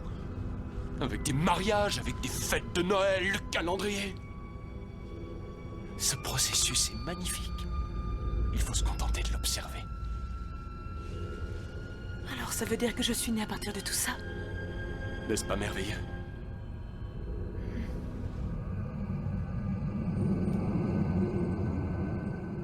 Oh, je crois que c'est l'île de White. Bonne blague. Progressivement, la gravité prend place. Disons qu'une grosse pierre, plus lourde que les autres, commence à attirer vers elle toutes les autres pierres. Idem pour la poussière, les éléments gazeux, tout converge pour finir par donner naissance à la Terre. J'aime bien cette scène-là. Alors, je vous avoue que j'ai eu beaucoup de mal à me décider sur quel passage couper parce qu'en fait, vraiment, toute la scène, je la trouve super sympa, que ce soit au début, quand le docteur essaye de lui demander de venir et tout, et qu'elle est complètement déprimée d'avoir appris la trahison de son cher fiancé pour qui elle était prête à vendre son chien. Et du coup, jusqu'à la fin où on se rend compte que, au final, la première pierre, c'est l'Arachnos. Je trouve que cette scène est super sympa et là donc j'ai retenu ce passage là parce que je trouve qu'il y a un petit côté peut-être un petit côté pédagogique. Bon, j'avoue que scientifiquement parlant, je ne sais pas, je n'ai pas fait la vérification sur si c'était des faits établis ou pas sur la création de la Terre qui s'était faite de cette façon-là, mais je trouvais ça assez sympa en fait comme expérience. Oui, et puis moi ce que j'ai bien aimé dans cette scène, c'est que alors effectivement Donna elle reste là juste pour un épisode. Mais elle a quand même le droit de voir la création de la planète, donc c'est comme Rose qui au bout de 2 ou 3 épisodes allait à la fin du monde. Bah là on voit même dès le deuxième, le premier voyage c'était la fin du monde. Donc, et là du coup on va au tout début de la création de la planète Terre. Je trouve ça pas mal du coup. La boucle est bouclée. On a vu le début, on a vu la fin. Bon, on peut arrêter la série. On peut dire que le docteur sait choisir ses dates pour épater la galerie. Ouais, enfin, du coup, elle reste pas, donc bon... Mais effectivement, après, comme vous disiez, oui, elle gagne un petit peu en sagesse parce que justement, c'est elle à la fin qui lui dit quand même, enfin voilà, moi je viens pas avec vous, mais clairement, trouvez quelqu'un, quoi. Voyage pas tout seul, hein. C'est dangereux pour toi et pour les autres. Je sais pas, moi, si je suis honnête, cette scène, le côté un peu moralisateur, pourquoi pas, et en même temps, too much, quoi. Enfin, oui, effectivement, des fois, il faut juste accepter de pas comprendre et de contempler la beauté des choses et l'émerveillement que ça peut susciter. Pour autant, c'est un petit peu ce qui nous caractérise en tant qu'être humain que de donner du sens à ce qui n'en a pas forcément. Donc, est-ce qu'on doit aller jusqu'à se renier nous-mêmes? Je suis pas convaincu. Et ouais, je sais pas, ça m'a un peu... les leçons de morale, quand elles sont bien amenées, pourquoi pas? Autant là, je les trouvais un peu mal faites, voire un peu grossières. Ah oui, c'était même pas pour le côté leçon de morale, c'était vraiment plus le fait de voir un petit peu justement ce passage-là, de voir la création de la Terre qui est, je trouve, super bien expliqué en fait, qui peut permettre de relativiser éventuellement. Bon, bah du coup, est-ce que vous avez des choses à rajouter sur cet épisode? Ouais, Moi, j'espère je- juste qu'on verra plus le Ragnos. C'est tout ce que je souhaite. Moi, je veux breveter les poches pour les robes de mariée. C'est vrai que j'aime beaucoup Alors moi, ce que j'aime beaucoup, c'est la scène dans le taxi. Quand elle lui dit vous avez de l'argent, il lui dit non, et puis je trouve qu'il la regarde mais avec une telle naïveté en lui demandant et vous, je trouve qu'il y a une telle naïveté dans son regard, mais vraiment c'est limite, enfin je trouve c'est du petit lait quoi. J'aime vraiment beaucoup ce passage là. Bah du coup vos éléments marquants. Attends, je voudrais juste Ouais. rebondir avant sur ce que t'as dit. Et moi, je me posais quand même une petite question, c'est que, alors, au moment où c'était Eccleston, le docteur, souvent il sortait son portefeuille magique, où il pouvait faire croire un peu n'importe quoi aux gens, et j'ai l'impression que qu'il ressort un peu moins avec Tennant. Est-ce que c'est un item qui était propre au docteur d'Eccleston? Est-ce que c'est quelque chose qu'on va revoir ou... Rose le sort dans l'épisode final, non? Elle essaye avec, il me semble. Oui, Et c'est ça possible, c'est et vrai ça ce que tu marche dis. pas. Oui, avec le papier scientifique. psychique. Par Il contre, dit, non, mais est-ce on qu'elle est s'est pas préparé. barrée avec ça? Oui, Bah, c'est il le ça. sort. Si, il le sort aussi dans l'hystérique de l'étrange lucarne, non? C'est pas. C'est Oui, il est quand belge, il se fait il est le passer roi des pour Belges. le roi des Belges, ouais. Ouais, il le sort dans l'épisode des loups-garous également et dans Londres 2012 aussi. Ah bon, Donc bah, il le sort, en écoute, fait. tu vois, c'est moi, j'ai pas prêté attention. Mais du coup, tu te dis pourquoi dans le taxi il l'a pas sorti, enfin... Bah pourquoi faire, puisque au final c'est pas de l'argent. Il faudra qu'il paye quand même. Là ce qu'il cherchait, mais voilà, c'est mais pas à de ce l'argent, moment- mais bon, tu dis, bon, bah voilà... Mais pourquoi juste elle lui a pas dit transportez-moi, quoi. Mais pourquoi juste elle lui a pas dit enfin vous m'emmenez à mon mariage, il y aura quelqu'un qui pourra vous payer sur place quoi. Non, c'est Tu juste dis là, rien, le t'ai mec fait la il t'emmène même, et puis voilà. Je m'étais fait la même réflexion. c'est enfin voilà, moi ça me Oui. En Je suis même pas temps, il sûre devait que avoir les- l'air trop chelou, il aurait peut-être pas accepté. Je suis pas sûre que ouais, les chauffeurs de taxi se fassent avoir. Enfin, aussi bien, elle aurait aussi bien pu, une fois au mariage, se sortir de la voiture et puis. Oui, mais enfin en Et puis même ne temps jamais payer, enfin quoi. là il a pas vérifié, le gars il les a pas fouillés pour vérifier qu'ils avaient de l'argent quoi. Ils se Oui, sont il a- vraiment il a déjà arrêtés, démarré, il s'est ouais. vraiment arrêté parce que elle a dû lui dire, elle lui aurait rien dit, enfin voilà. Bah, comme quoi hein, maintenant. Donc vous avez rien à rajouter du coup là sur l'épisode en lui-même? Non. Non. Est-ce que vous avez des Non. éléments marquants donc? Ouais. Bob? Ouais. Ah, je sais pas trop lequel prendre, soit la scène avec le Tardis volant, soit la petite boutade dont je parlais début d'épisode où t'as fait la réplique mieux que moi, mais en gros la petite vanne sur leur mariage Ah oui. qu'a prononcé le doc, qui m'a fait beaucoup rire. Eden? Ah non, moi c'est définitivement la scène de l'autoroute, elle est géniale cette scène. C'est vrai. Mireille? Je rejoins les autres, la scène de l'autoroute est quand même plutôt pas mal. D'accord. Doraline? Oui, moi j'ai beaucoup aimé la musique de Noël lors de l'attaque du sapin. qui est complètement déjantée. Elle était juste excellente. La fameuse. On n'a pas beaucoup parlé de cette scène-là, mais elle fut courte mais intense. Moi, j'ai bien aimé entre le passage où il utilise le tournevis sonique pour exploser les oreilles de tout le monde. C'est assez sympa. Adèle. Du coup, je pense que c'est la même scène que Doraline, le passage avec l'attaque des boules de Noël, avec la petite musique de Noël qui va bien, là, qui fait un espèce de décalage. Moi, ça m'a beaucoup fait rire. C'est mignon, c'est beau. Et après, un élément marquant, mais quand j'ai regardé l'épisode, c'est que j'ai tenu 3 minutes en VF. Et après, je ne pouvais plus supporter la voix de Donna, donc je suis passée en VO. D'accord. Je sais pas s'il y en a qui ont regardé en VF, mais moi vraiment je suis pas pu. Ça allait mieux là avec les extraits que t'as passés quand même, quand t'écris pas quoi. En même Mais temps. quand t'écris en VF, c'est atroce. C'est ça, en fait, les premiers épisodes, les premières minutes, elle hurle sur le docteur, du coup. Après, j'ai dit parce que ça dure 30 minutes. Hein. C'est ça, je me suis dit, 30, non, voire ça va 40 être trop long. bonnes grosses minutes où elle hurle comme une folle. C'est vrai, oui. Alors qu'en VO, ça passait vachement mieux. Oui. Mais je sais pas, je trouvais que ça... Enfin, j'ai eu l'impression de décalage en plus avec le doublage, le mouvement des lèvres et la VF. Enfin, je sais pas, je trouve que sa voix ne fonctionnait pas en fait. En VF, il y avait un décalage. Ouais, et du coup, j'ai dit, bon, hop, VO.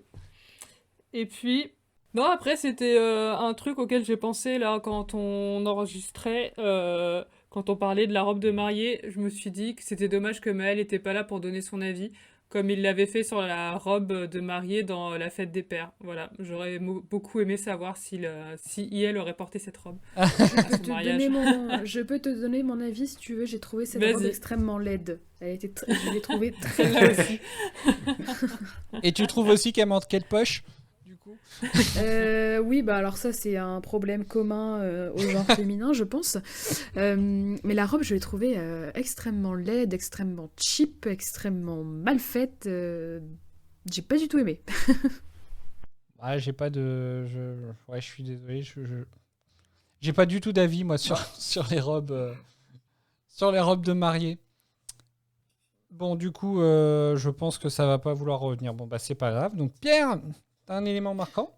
Moi, j'avais noté la musique aussi, mais comme ça a déjà été dit par deux personnes, j'avais noté un autre moment dont j'ai pas parlé, c'est le moment où le docteur se prend une tarte par Donna. Oh, c'est vrai.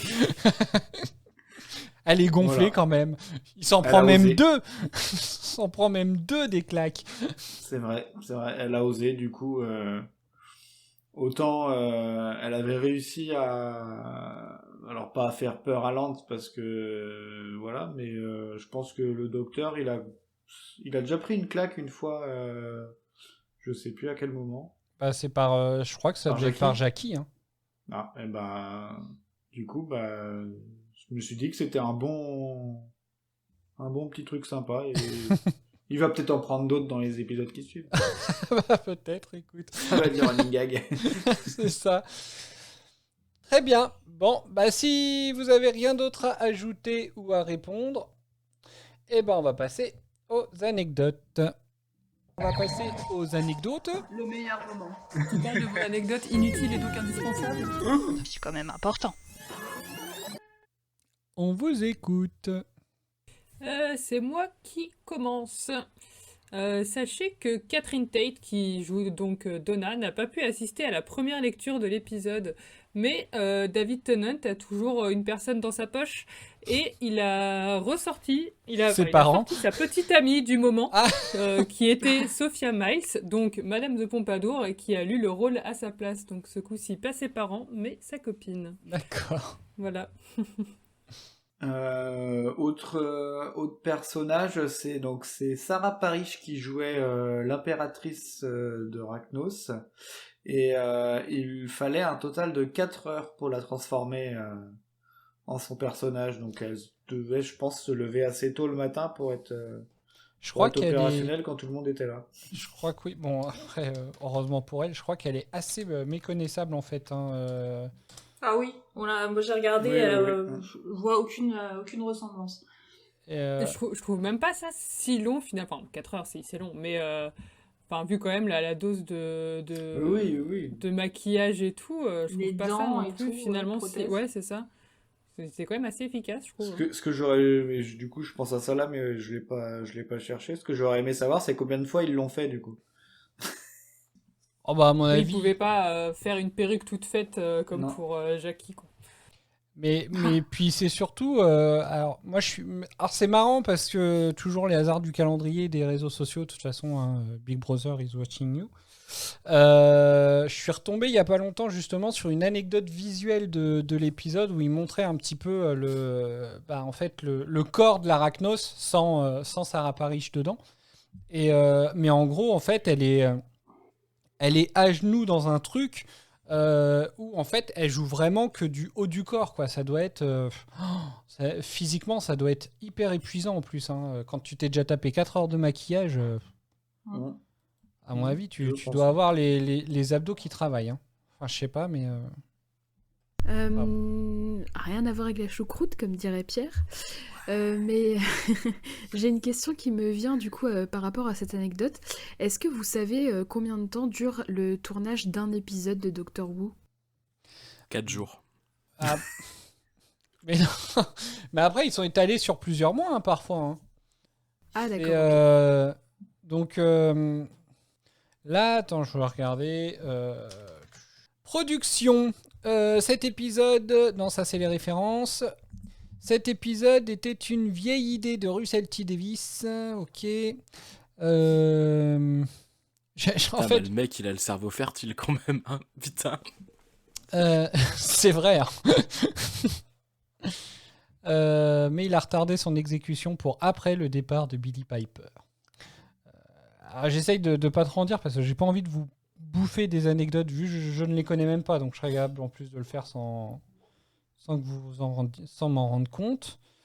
C'est pas écrit pour le tournage en fait.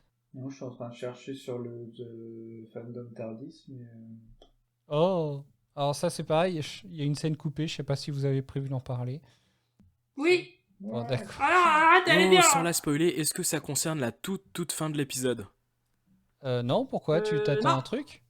Attends, Alors, en fait, on en a... ok. Attends. On en a 2, des scènes coupées. Ah, Oh, mais aucune des deux, je crois. Aucune des deux, c'est la fin. Bon, alors sans spoiler, je vais essayer d'être général. En fait, je t'explique, j'ai regardé l'épisode et j'ai fait un batch d'épisodes, j'en ai regardé plusieurs.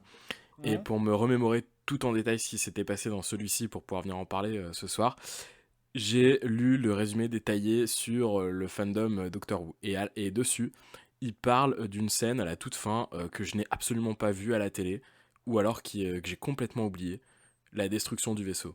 Ah, bah si elle y est, la destruction du vaisseau. Oui. Oui, on la voit, hein. C'est puisqu'on voit le militaire en fait dire feu et puis on les voit tirer carrément au tank, au char d'assaut sur. La scène, elle est complètement sortie de ma tête. Et alors quand j'ai lu en une phrase, je me suis probablement fait spoiler un truc de fou qui va arriver par rapport à ça. Bah sûrement. J'étais dégoûté. Bah voilà. Fallait pas chercher. Je crois que c'est pas moi. Du coup, je suis en colère. Contre toi donc du coup. Et contre toi surtout. Oh bah t'as raison, oui. Donc bah continuez, je vous en prie. Et donc bah pour répondre à ta question, là j'ai pas eu d'infos, enfin j'ai pas trouvé d'infos Non, j'ai sur pas la trouvé durée non plus. du tournage. Je sais juste que ça a été tourné en été, du coup, qu'il faisait 30 degrés et que ils en avaient marre, mais... Ouais. vu que c'est Waouh, censé être 30 à Noël, degrés. Putain, et donc, ça, c'est une gaffe anachroniste qui saute, hein. Y en a marre, hein. Ah, pardon. Oh, dis Ah, pas je là. plaisante. Oui, si, parce qu'à un moment donné, on voit les arbres bien feuillus derrière, et ils se baladent tous en t-shirt. Ah putain, ça j'ai en pas tout vu. cas, mention spéciale pour celle qui est dans le corps de... merde, j'ai mangé le nom de l'espèce. Arachnos. Arachnos. Comment? Arachnos. De l'arachnos, parce que entre les couches de maquillage, le costume, les projecteurs et tout, en plein été, waouh, ça devait être chaud à jouer. C'est quand vrai, même. ouais. Donc bah du Voilà. coup je vous laisse continuer. Ouais. Alors du coup, tu en parlais il y a 2 petites secondes du fameux char militaire qui tire sur le vaisseau. Au moment où justement il s'arrête et où le soldat donne l'ordre de tirer, on voit une publicité pour le magasin Henrix un bus impérial juste à côté. Petit hommage à Rose, puisque c'était la chaîne de vêtements pour laquelle elle travaillait dans l'épisode Rose. On voit encore cette même publicité quand Donna est dans la cabine téléphonique, c'est juste derrière elle, et encore une fois sur le taxi qui la kidnappe, sur la portière pour être exact. Donc même Rose, quand elle est partie, elle est toujours là. Ah, je croyais qu'elle était... Elle est finie, là, l'anecdote, entre guillemets ? Oui. Parce que j'allais poser la question, mais du coup, c'est une chaîne qui existe, ou... Enfin, vous savez, ou pas ? Bonne question. Bah, c'est un restaurant à Hambourg, mais sinon... Ah, mais si, c'est une chaîne de pizza, c'est super connu. Mais oui, mais c'est un magasin de vêtements. Ah merde, pardon. Dans Doctor Who, c'est un magasin de vêtements. Non, mais même en dehors, hein, j'en sais rien, c'était une pure connerie. Hein. Ah, d'accord. Donc, ok. Et du coup, Adèle en parlait tout à l'heure, les parents de David n'ont pas répété un rôle, mais ils étaient pourtant présents. Dans une scène qui montrait le docteur, Donna et Lance qui s'entassaient dans une Smart pour se rendre à H.R. Clements, et qui a donc été supprimée. Du coup, les parents de David, sa belle-sœur et ses 2 nièces étaient tous figurants de cette même scène, du coup. Mais ils ont été coupés au montage, malheureusement. C'est honteux. Ah, Ça doit être marrant. Le gars, il ramène toute sa famille à chaque fois. C'est ça, tu vois, c'est ce que j'allais dire. J'ai dit, Allez les parents, ils sont quand même revenus. Hein. Bah oui, mais au final, Ils ils les incitent coupent les au parents. montage. Ils se sont dit, la J'attends prochaine fois, on sera pas l'épisode où, coupé. C'est ça. Pour le Ils dernier attendent les- épisode de Tenante, en fait, dans C'est 2 ça. ans, ils vont se dire, bon, Ils bah, vont allez, accepter, c'est bon, cette fois-ci, vous pouvez, vous êtes là encore. Après, vous nous laisserez tranquilles. C'est horrible. Les pauvres. D'accord, et du coup... Donc c'était ça et la dans scène... une autre- oui, c'était ça pardon. la première scène coupée, ok. Ouais. C'est ça. Et la seconde scène coupée au montage, c'est une scène où on voit en fait le docteur qui jette avec colère le vêtement de Rose à travers les portes du TARDIS dans l'espace après que Donna le lui ait montré. Et elle a finalement été supprimée car jugée trop mélodramatique. Bah, c'était de cette scène-là que moi j'allais parler, donc j'ai bien fait de me taire du coup. Ouais. T'as rien à rajouter maintenant, qu'on l'a dit? Non, bah non. Non, par contre, je pensais pas que c'était à ce moment-là. Moi, je pensais limite que c'était une scène... Ouais, si, oui, si, bah si, au début, ouais. Mais je pensais pas que c'était en présence de Donna, du coup. Bah si, parce que du coup c'est le moment où elle lui dit ah les vêtements là machin, enfin en gros c'est qui cette meuf, je sais plus ce qu'il dit exactement. Mais... Ouais, enfin, de là à lui retirer, à lui arracher le truc des mains et puis le balancer, l'air de dire ouais c'est bon, là il y en a plus maintenant. Maintenant on focus Bah voilà, sur autre chose. c'était ça, On se c'était demande trop- ce que tu fous là. C'était ça qui était trop mélodramatique justement, je pense qu'ils se sont dit ouais c'est un petit peu tout. Le gars vachement vénère, tu sais. Ouais, voilà, c'est bon là, il y en a plus de fringues. Maintenant tu m'emmerdes pas. Hein. Du balai. Pas d'autres réactions? Bah en fait, je suis en train de regarder Mireille parce que je la vois plus bouger, alors je m'inquiète. Ah si, c'est bon, il y a les yeux qui bougent. Elle était figée, je croyais qu'on l'avait perdue. Non, mais je sais pas pourquoi, je viens de rougir d'un coup et avoir une sorte de bouffée de chaleur et du coup j'étais un peu bloquée. Tout va bien. Oui, ça va. Oh. Je sais pas, juste d'un coup comme ça. Vous avez d'autres anecdotes? J'en ai une dernière. Oui. Du coup, on a parlé de la musique tout à l'heure. Il y a une musique qui a été composée spécialement pour cet épisode par Murray Gold. Et elle est nommée Love Don't Roam. La chanson était chantée par Neil Hannon, leader du groupe Divine Comedy. Mmh. Et c'est une chanson qui avait déjà été jouée lors d'un concert caritatif en novembre 2006 au Millennium Center de Cardiff. Toujours le Pays de Galles. Est-ce que c'est... Alors attends. Du coup, bah, vu que j'étais dessus. Lors d'un concert... C'est déjà lui qui avait fait une version de Song for Ten, je crois. Alors peut-être pas la version qu'on entend dans l'épisode, mais la version longue, là, je sais plus. Lors d'un concert caritatif un mois auparavant, la scène de poursuite entre le TARDIS et le taxi a été dévoilée et sa musique jouée en direct par un orchestre. Du coup, ça doit être cette musique-là, en fait. Je suppose. Mais elle n'est pas chantée, pourtant, cette musique-là, pendant le... Non? Bah, peut-être pas pendant... Parce qu'il n'y a qu'une musique, en fait, qui est chantée, c'est pendant la fête du mariage. Mais celle-là, peut-être qu'elle existe déjà, je sais pas, je connais pas cette musique-là. Très bien. Donc c'est bon pour vos anecdotes. Oui. Eh ben merci à vous. Mais merci. Merci. Merci. Elles sont toutes validées. Recevable. Recevables, voilà, merci pour le mot. Ah, le blanc était un peu stressant. Elles sont toutes quoi? Très bien. Alors les néos, qu'est-ce que vous attendez du prochain épisode? Dans quel état d'esprit vous êtes? Mireille, toi qui n'as pas vu du coup le teaser, même si ça t'a été un peu spoilé du coup. Et ben voilà, j'ai pas vu le teaser, donc j'ai aucune idée de ce à quoi ça va ressembler. Alors sachant que pour info, vu que tu n'as pas vu le teaser, je t'explique directement. Le Mais teaser, c'est pas qu'il y a une araignée dedans. Hein. Non. Non, là, en principe, donc si on va jusque-là, ce serait déjà un miracle, je pense. Mais on ne voit pas d'araignée dans Doctor Who avant la saison 11. Donc voilà. Va, je suis tranquille. Évidemment, je te préviendrai.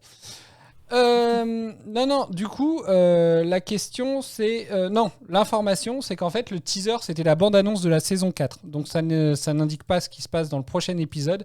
Mais c'était une bonne... la saison 3, pardon. Ah oui, mais j'allais dire. Putain, j'ai corrigé Cédric. Ah, comme d'hab. Hein. Aussi, tu veux le mettre dans le bingo ou...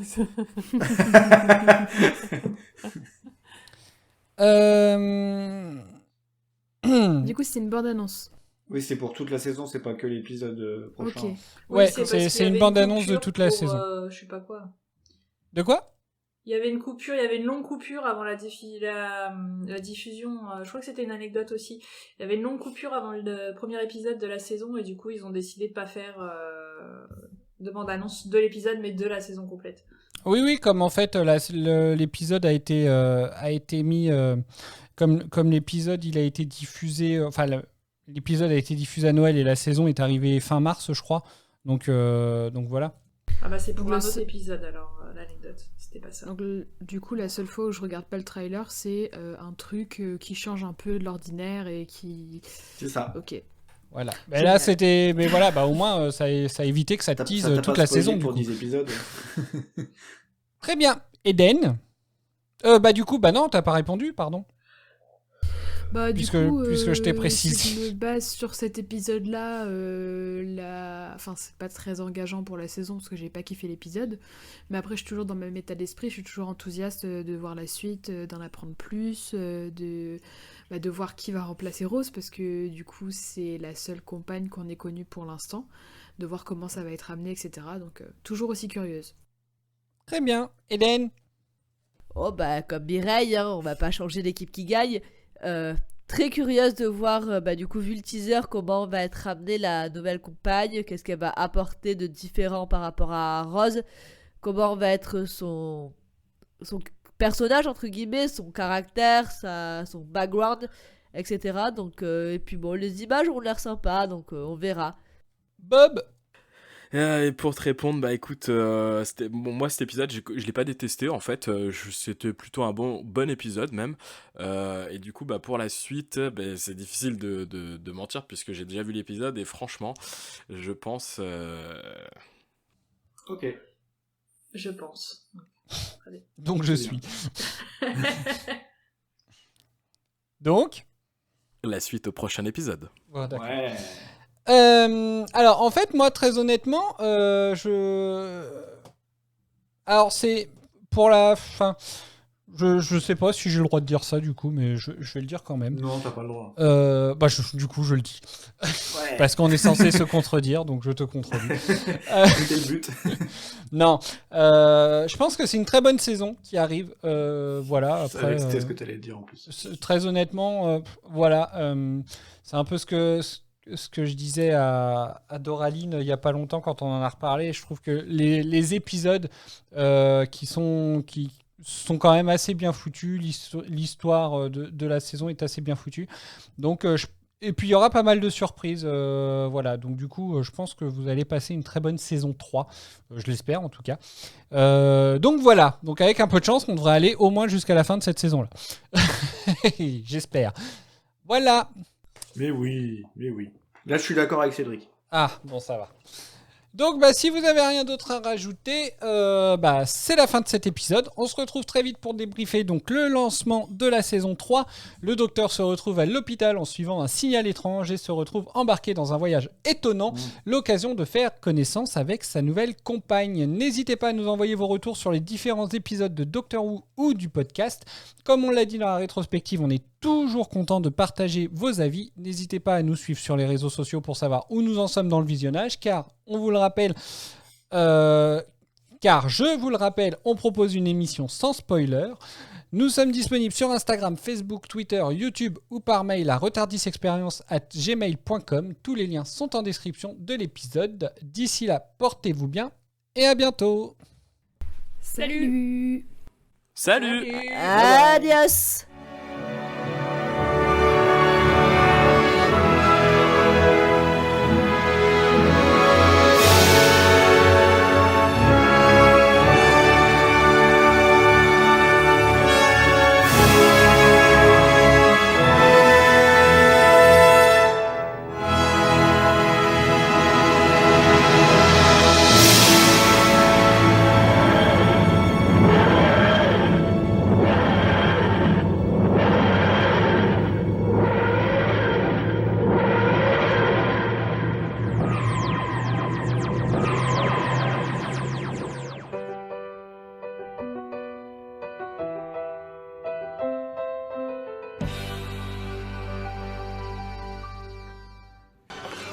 Cette société n'est qu'une simple serrurerie, mais H.C. Clemens a été acheté il y a 23 ans par l'Institut Torchwood. Qui sont ces gens? Ils étaient derrière la bataille du port de Canary Wharf. L'invasion des Cybermen. Le ciel de Londres grouillait de Daleks. J'étais en Espagne. Il y a eu aussi des Cybermen en Espagne. Je faisais de la plongée. Faites un effort, vous ne voyez pas quelque chose qui cloche? D'abord, j'enlèverai les cloisons entre les bureaux. Mais quelle cloison? Symbole de transparence. Il n'y a plus de titre. Tout le monde a le même travail. Je prends votre travail, mais je refuse le titre. Ça va créer la confusion. Les gens seront connus pour leur travail accompli. Il y aurait des conflits, alors. Et si un conflit surgissait, comment le régleriez-vous? Oui. On efface tout et on recommence, reprenons à zéro. Faisons l'inverse. Plus de cloisons, plus de séparation. Tout le monde est le patron d'une personne. Donc, toute personne peut virer la personne en dessous d'elle. Au moins une fois par mois, la personne la moins performante, bye bye. Mais comment comparer un comptable, disons, avec un DRH? Ça Je n'a rien à vais voir. vous dire comment, je vais vous dire, vous allez voir. Allez-y. Eh bien, en scindant les différences. Je pense que c'est parfait, alors on en sait suffisamment. Et un bureau c'est zen bon. Qu'en pensez-vous? Tout le monde se déchausserait avant d'aller à sa place. Et il n'y aurait pas de bureau. On s'assierait par terre. Vous aurez une Thaïlandaise derrière vous constamment. Saki, Ok. Saki, Saki, c'est son nom. D'accord? Elle vous fera des massages. Si vous le souhaitez, si vous n'en voulez pas, dites-le lui, c'est un être humain. Sinon, 15 minutes de massage et vous deviendrez accro. L'homme que vous allez épouser, comment il s'appelle? Lance. Bonne chance, Lance.